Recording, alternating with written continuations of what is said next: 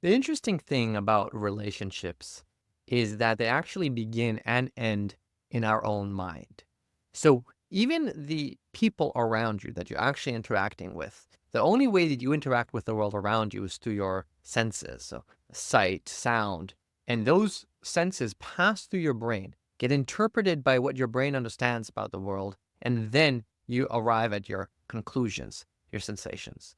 And so that means that everything that you go through life is still colored by the filter of past experiences, by conclusions that your mind has arrived at about the world. Our brain can't continuously analyze everything from scratch. So we develop these patterns of understanding the world, frameworks, which allow us to shortcut and kind of concisely make sense of the moment to moment reality around us. And we learn these patterns as children, as teenagers, and continue to evolve them into adulthood. And the challenge there is that if we have a specific pattern, a certain way of how we understand the world around us, which is how we understand ourselves and how we interact with the world, then all sorts of realities around us will just be morphed to fit into that existing reality.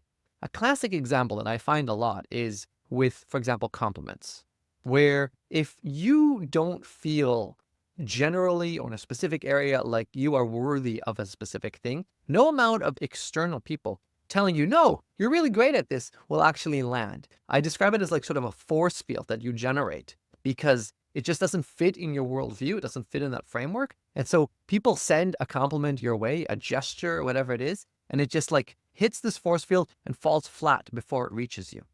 You see this to the extreme with things like borderline personality, where borderline is almost like this. I describe it as like this huge, like black hole void relationally, right? Where they're so bereft of connection from a very young age that they don't know how to even register a connection in adulthood unless they do a lot of healing. And so almost any gesture sent their way can always be interpreted, deflected, and not land. So it's very real, it's very deep, but it is subjective. And the good news about all of this is that it puts the control of healing our relationships back into our own hands. Even if you're in a room alone by yourself and there's nobody around you, you can still do the work of healing your own interpersonal world, healing your own sense of self-worth. An example of this phenomena or a way that we can heal this is with our relationship with our parents. We, at some point, take the parent that we had outside of ourselves, internalize them into our own mind, and continue on into the world with that same dynamic that they've taught us to be. So we now have a mother and father in our brain talking to us like our mother and father may be used to. But it doesn't matter if our parents are even alive. It doesn't matter if they've changed how they're talking to us. We now have a self-sufficient mother and father in our own minds. And if that mother and father is talking to us in a way that is not supportive of us, that can perpetuate itself for years. Conversely, you can, through therapy, through hypnotherapy, through these methods of healing, learn to start having your own internal parents speak to you differently in a more supportive way, in a way that serves you better.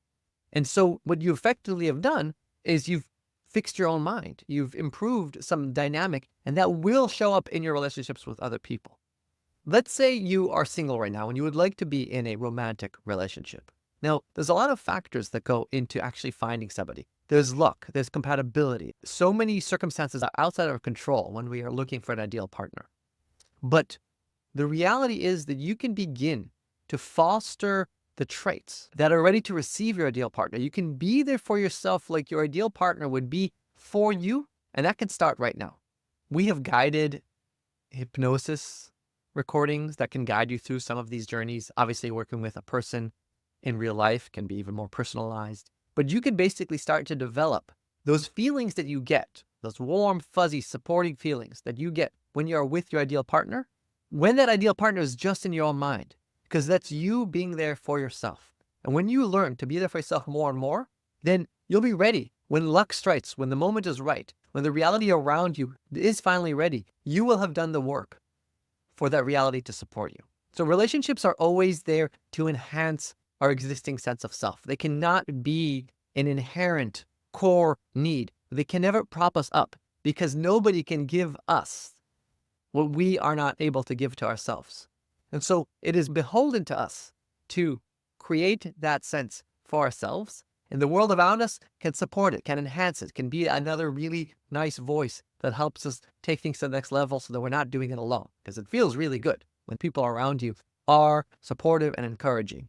But the work begins with ourselves, and it can start at any point. You could be single, you could be on a deserted island, and you can still improve your relationship with yourself, which will then improve the relationship with the world around you.